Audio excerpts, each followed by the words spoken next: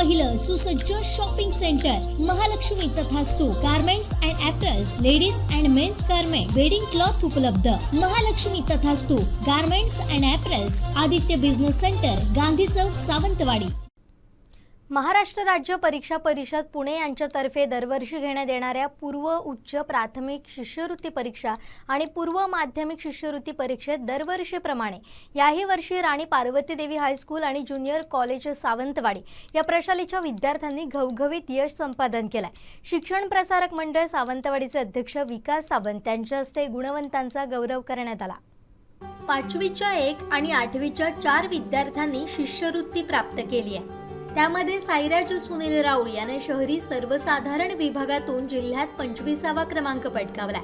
तसेच शहरी सर्वसाधारण विभागातून ओजस गोकुळदास मिस्त्री याने जिल्ह्यात 4था क्रमांक पटकावलाय. यासह अभिजित उत्तम कुडव, अथर्व भारत बांदेकर, काजल सुभाष गावडे यांनी यश संपादन केलंय. याशिवाय कर्तव्य तेजस बांदिवडेकर यानं राष्ट्रीय ग्रामीण विभागातून 90% गुणांसह जिल्ह्यात 3रा क्रमांक पटकावलाय.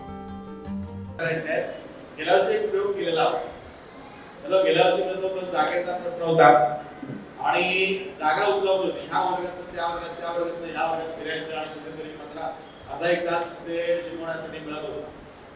मग त्याच्यावर पर्याय केला की दुपारी 2:30 नंतर तुम्हाला एका ठिकाणी बसवायचं आणि तुम्हाला विशिष्ट शिक्षकांना मार्गदर्शन करायचं.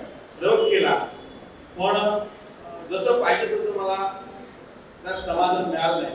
पाहिजे तसा निकाल मिळाला नाही. खरी माझी खंत आहे. त्यासाठी सगळ्या गोष्टी केलेल्या होत्या पण ती चूक यंदा सुधारण्याचा प्रयत्न चालू आहे. यंदा आपलेच शिक्षक असतील त्यांना वेळ उपलब्ध करून द्या, त्यांना जागा उपलब्ध करून दिलेली आहे. त्यामुळे वेळेचा आणि जागेचा जो प्रश्न होता तो प्रश्न सोडवलेला आहे. आणि त्यामुळे माझी अपेक्षा आहे यावर्षी 5 विद्यार्थी, पुढच्या वर्षी 15 विद्यार्थी माझे दिसले पाहिजे. त्यासाठी त्या शिक्षकांना किंवा तुम्हा विद्यार्थ्यांना ज्या ज्या गरजा आहेत त्या गरजा पूर्णाची जबाबदारी माझी असते.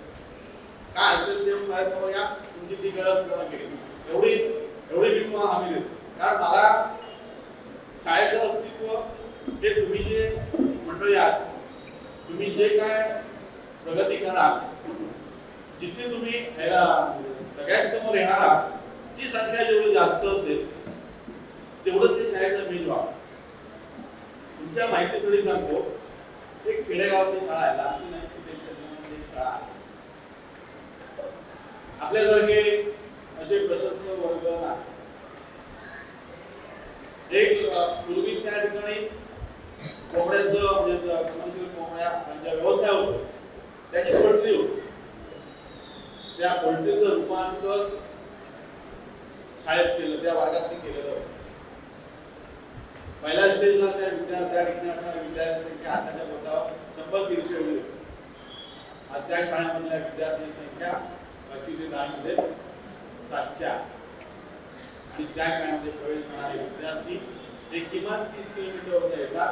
मधल्या 5 ते 6 शाळा ओलांडतात सरळ आणि त्या शाळेत प्रवेश घेतात. अशी परिस्थिती आज ऍडमिशन थांबण्याची प्रक्रिया आहे. हे का होतं तर तुमच्यासारखे त्या ठिकाणी सुद्धा त्यांनी एरिया निर्माण केले आणि ती संख्या आहे ते 30-35च्या आकारामध्ये ते कष्ट असतात, त्या मुलांचे कष्ट असतात, शिक्षकांचे कष्ट असतात आणि तो प्रयोग आज यावर्षी माझ्याकडे चालू आहे. त्यामुळे मला अपेक्षा आहे की मी ते काय यावर्षी टार्गेट मिळवलं आहे मी मिळवलं. त्यासाठी जे काय कष्ट आहेत त्या शिक्षकांसोबत मी पण करायचं आहे आणि तुम्ही त्याला साथ द्यायची आहे. शिक्षक ज्यावेळी तुम्हाला बोलवतील त्यावेळी तुम्ही तिथे उपस्थित राहायचं.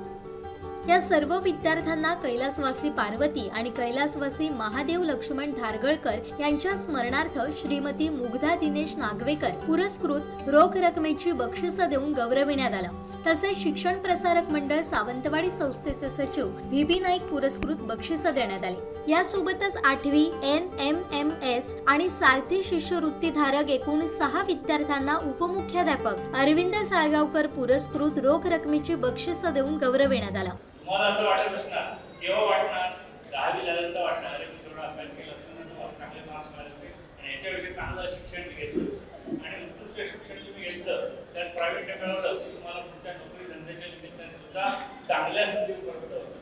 आणि एकदा आता तुमचे दिवस गेले, तुमचे हे आयुष्यातले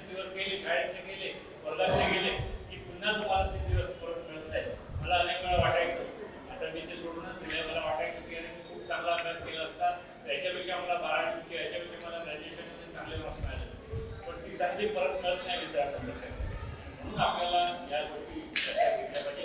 शेवटची एक गोष्ट सांगून माझं तुम्हाला माहिती आहे फक्त आकाशात पक्षी विहार करताना गरुड पक्षी आहे बघितलाय का? अनेक जणांनी बघितलाय ना. तो गरुड पक्षी या पावसाच्या दिवसात काय करतो तुम्हाला माहिती आहे? इतर पक्षी पावसाच्या दिवसात कुठेतरी एखादा आश्रय शोधतात, कुठेतरी झाडाच्या अशा फांद्या की जिथे फार पाऊस येत नाही किंवा एखादं घरटं किंवा काय त्याच्यात ते आपला स्वतःचा सांभाळ करतात. पण गरुड पक्षी असा आहे की तो या पावसाची तमा वाढवतो, तो पाऊस वाचवण्यासाठी आपल्या अंगावर पडत नाही म्हणून ढगांच्याही वर जातो. हे माहिती आहे का तुम्हाला? अभ्यास केला का तुम्ही या गोष्टीचा? तो ढगांच्याही वर जातो आणि मग त्याला पावसाची भीती राहत नाही, त्याच्या अंगावर पाऊस पडत नाही, तर ढगांच्या खालीच पाऊस पडतो. आणि इतकंच नाही, तुम्ही हेही बघितलं असेल म्हणून अशी म्हण आहे की आकाशात उंच भरारी मारावी योजना कावळे त्याचं काम नव्हे असं म्हणतात. तो कावळा त्याच्या पाठीवर बसतो. एकमेव असा पक्षी आहे की तो गरुडासारख्या पक्षाला चोची मारत असतो, घायाळ करतो. तुम्हाला माहिती असेल, बघितलं असेल, कधी कधी असेल तोच मारताना त्यावेळेला तो गरुड काय करतो? त्याच्याशी भांडत बसत नाही. तो इतका उंच जातो आणि इतका उंच गेल्यानंतर ऑक्सिजनची कमतरता वाढल्यामुळे तो कावळा मरून मरतो. हा अभ्यासाचा विषय आहे, मी अभ्यास केलेला नाही, पक्षी तज्ञांनी केलेला मी तुम्हाला सांगतोय.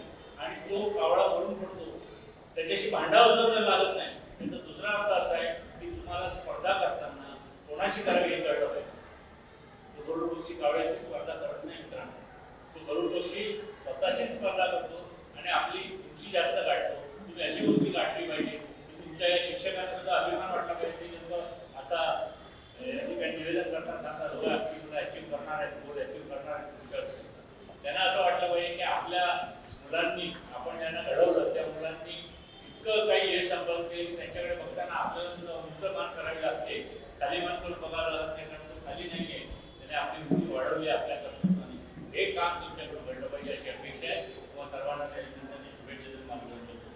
यावेळी संस्थेचे सचिव व्ही.बी. नाईक, खजिनदार सी.एल. नाईक, शाळा समिती अध्यक्ष डॉक्टर दिनेश नागवेकर, संचालक सावंत, अमोल सावंत, वसुधा मुळीक, सतीश बागवे, सोनाली सावंत, मुख्याध्यापक जगदीश थोंड, उपमुख्याध्यापक अरविंद साळगावकर, पर्यवेक्षक पी.एम. सावंत आदी उपस्थित होते.